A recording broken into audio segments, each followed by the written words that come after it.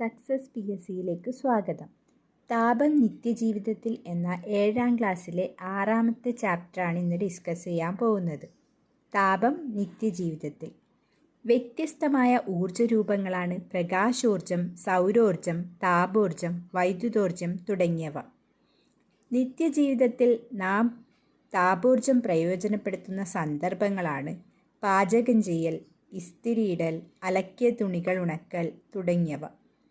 അതായത് വ്യത്യസ്ത ഊർജ്ജരൂപങ്ങളാണ് പ്രകാശോർജം, സൗരോർജം, താപോർജം, വൈദ്യുതോർജം തുടങ്ങിയവ.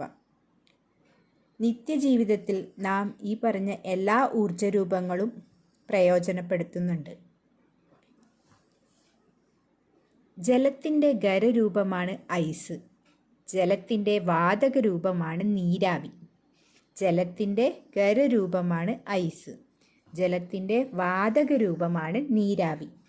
താപോർജം ജലത്തിൻ്റെ അവസ്ഥയിൽ വരുത്തുന്ന മാറ്റമാണ്. അതായത് ഐസ് ജലമാകുന്നു, ജലം നീരാവിയാകുന്നു. ഇതാണ് താപോർജം ജലത്തിൻ്റെ അവസ്ഥയിൽ വരുത്തുന്ന മാറ്റം. താപം പദാർത്ഥങ്ങളുടെ അവസ്ഥയിൽ മാറ്റം വരുത്താൻ കഴിയുന്ന ഊർജ്ജരൂപമാണ് താപം. പദാർത്ഥങ്ങളുടെ അവസ്ഥയിൽ മാറ്റം വരുത്താൻ കഴിയുന്ന ഊർജ്ജരൂപമാണ് താപം. ഈ താപം പ്രേഷണം ചെയ്യുന്ന രീതി, അതായത് താപം ഒരിടത്ത് നിന്ന് മറ്റൊരിടത്തേക്ക് പ്രവഹിക്കുന്നതാണ് താപപ്രേഷണം. താപം ഒരിടത്ത് നിന്ന് മറ്റൊരിടത്തേക്ക് പ്രവഹിക്കുന്നതാണ് താപപ്രേഷണം. ഇനി താപപ്രേഷണം ഖരവസ്തുക്കളിൽ എങ്ങനെയാണെന്ന് നോക്കാം. പദാർത്ഥങ്ങൾ നിർമ്മിതമായിരിക്കുന്ന അടിസ്ഥാന കണികകളാണ് തന്മാത്രകൾ. ഒരു ലോഹക്കമ്പിയുടെ ഒരറ്റത്ത് താപം ലഭിക്കുമ്പോൾ ആ ഭാഗത്തുള്ള തന്മാത്രകൾ താപം സ്വീകരിച്ച് തൊട്ടടുത്തുള്ള തന്മാത്രയിലേക്ക് കൈമാറ്റം ചെയ്യപ്പെടുന്നു. ഇത്തരത്തിൽ താപം കൈമാറി പ്രേഷണം ചെയ്യപ്പെടുന്ന രീതിയാണ് ചാലനം. അതായത് ഖരവസ്തുക്കളിൽ താപം പ്രേഷണം ചെയ്യപ്പെടുന്ന രീതിയാണ് ചാലനം. ഖരവസ്തുക്കളിൽ താപം പ്രേഷണം ചെയ്യപ്പെടുന്ന രീതിയാണ് ചാലനം. അപ്പോൾ ഈ താപം കടത്തിവിടുന്ന ഏതൊക്കെയാണെന്ന് നോക്കാം. അലുമിനിയം, ചെമ്പ്, ഇരുമ്പ് തുടങ്ങിയ ലോഹങ്ങൾ താപം കടത്തിവിടുന്നു. എന്നാൽ താപം കടത്തിവിടാത്തതാണ് മരക്കഷ്ണം, ഗ്ലാസ് റോൾ തുടങ്ങിയവ. ചാലനം വഴി താപം നന്നായി കടത്തിവിടുന്ന വസ്തുക്കളെ സുചാലകങ്ങളെന്നും താപം നന്നായി കടത്തിവിടാത്ത വസ്തുക്കളെ കുചാലകങ്ങളെന്നും പറയുന്നു. ചാലനം വഴി താപം കടത്തിവിടുന്ന വസ്തുക്കളെ സുചാലകങ്ങളെന്നും താപം കടത്തിവിടാത്ത വസ്തുക്കളെയോ കുചാലകങ്ങളെന്നും പറയുന്നു. അപ്പോൾ അതിനുദാഹരണമായിട്ട് നമുക്ക് നോക്കാം.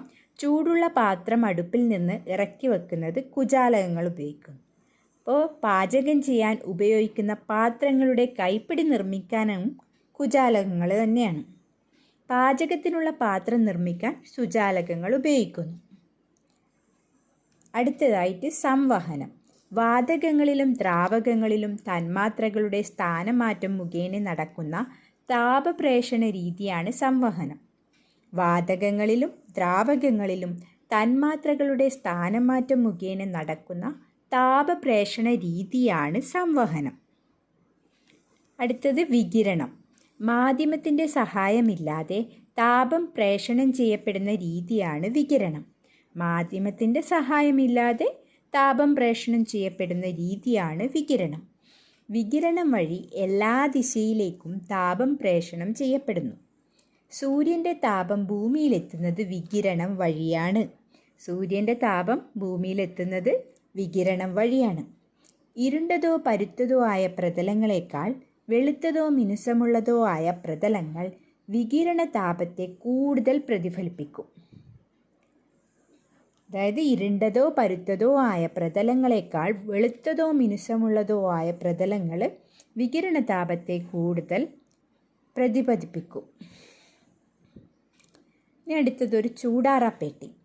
പാചക ഇന്ധനത്തിൻ്റെ ഉപയോഗം കുറയ്ക്കുന്നതിനും പാചകം ചെയ്ത ഭക്ഷ്യവസ്തുക്കളിൽ ചൂട് നഷ്ടപ്പെടാതെ സംഭരിക്കുന്നതിനുമുള്ള സംവിധാനമാണ് ചൂടാറാപ്പെട്ടി. ഇതിൽ ശരാശരി 8 മണിക്കൂർ സമയം ചൂട് നഷ്ടപ്പെടാതെ സൂക്ഷിക്കാം.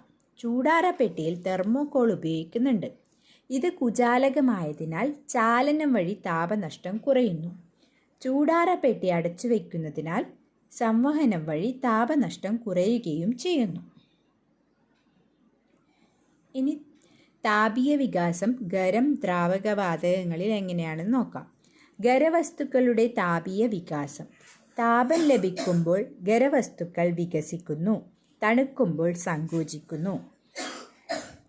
ദ്രാവകങ്ങളിലെ താപീയ വികാസം എന്ന് പറഞ്ഞാൽ ദ്രാവകങ്ങൾ ചൂടാകുമ്പോൾ വികസിക്കുകയും തണുക്കുമ്പോൾ സങ്കോചിക്കുകയും ചെയ്യുന്നു.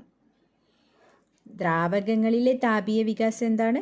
ദ്രാവകങ്ങൾ ചൂടാകുമ്പോൾ വികസിക്കുന്നു, തണുക്കുമ്പോൾ സങ്കോചിക്കുന്നു. എന്നാൽ വാതകങ്ങളിലെ താപീയ വികാസമോ ചൂടാവുമ്പോൾ വാതകങ്ങൾ വികസിക്കുകയും തണുക്കുമ്പോൾ സങ്കോചിക്കുകയും ചെയ്യുന്നു. ഇനി താപനില. താപത്തിൻ്റെ അളവിനെ സൂചിപ്പിക്കുന്ന പദമാണ് താപനില. ഡിഗ്രി സെൽഷ്യസ്, ഡിഗ്രി ഫാരൻഹീറ്റ് എന്നീ യൂണിറ്റുകളാണ് താപനില സൂചിപ്പിക്കുന്നതിന് ഉപയോഗിക്കുന്നത്. ശരീരത്തിലെ താപനില അളക്കാൻ ക്ലിനിക്കൽ തെർമോമീറ്റർ ഉപയോഗിക്കുന്നു. സാധാരണ അവസ്ഥയിൽ മനുഷ്യൻ്റെ ശരീര താപനില 37 ഡിഗ്രി സെൽഷ്യസ് ആണ്. അതിന് ഫാരൻഹീറ്റിലേക്ക് കൺവേർട്ട് ചെയ്താൽ 98.6 ഫാരൻഹീറ്റ് എന്ന് കിട്ടും. പിന്നെ അന്തരീക്ഷ താപനില.